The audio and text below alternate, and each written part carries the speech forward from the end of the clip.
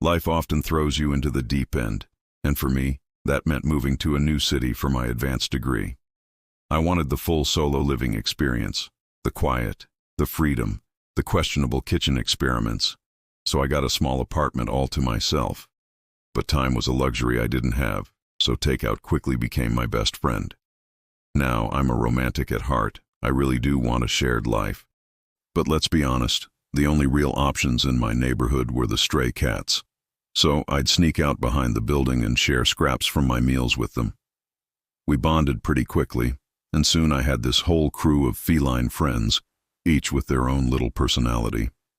My building didn't have an elevator, and I often saw my neighbor from across the hall struggling with heavy bags. I'd always offer to help him up the stairs. His wife would greet us at the door with a huge warm smile and thank me. This became our little routine. Then one day, his wife opened the door and said, "You're such a kind young man, always helping out. You must join us for lunch today." Her husband chimed in, "Yeah, taste my wife's cooking. You'll see what a real home-cooked meal is all about." I was ecstatic. Finally, I thought, divine intervention has saved me from another night of takeout. A feast awaits. I promised to be back in half an hour. I sat down at their table, my stomach rumbling so loudly from hunger.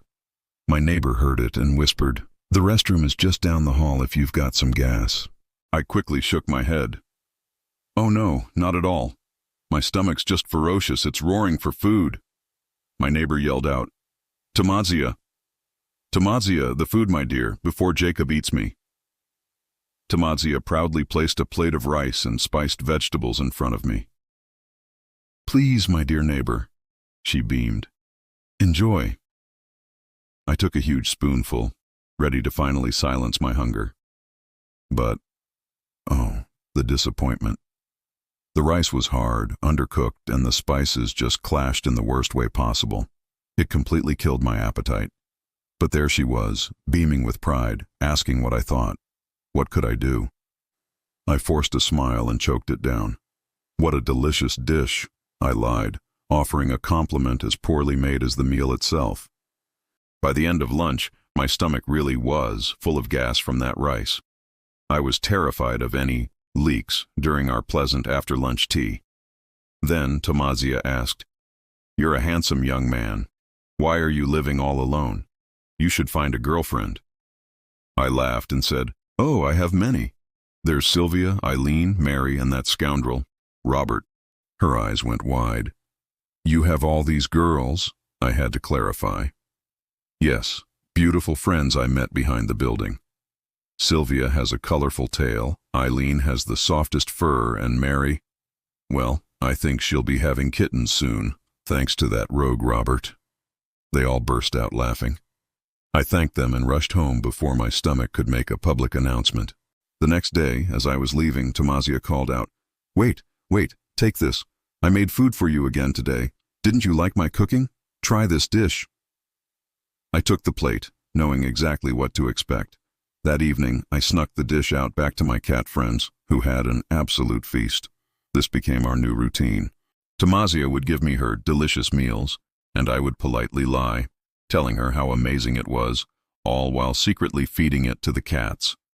My bond with the cats, and with Tamazia and her husband, grew stronger. Then one night, I heard a huge commotion behind the building. The cats were fighting. I knew that scoundrel Robert was at it again.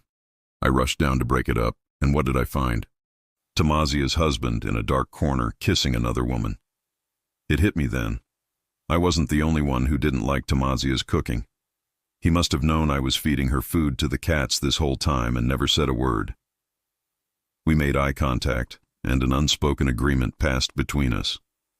So we all went our separate ways. I went home to make my own dinner. The cats enjoyed their feast. My neighbor left with his companion for a different kind of meal. And Tamazia?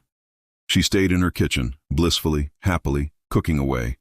What a strange little neighborhood. Thanks for listening to my story. If you enjoyed it, please hit that like button and subscribe for more. See you next time.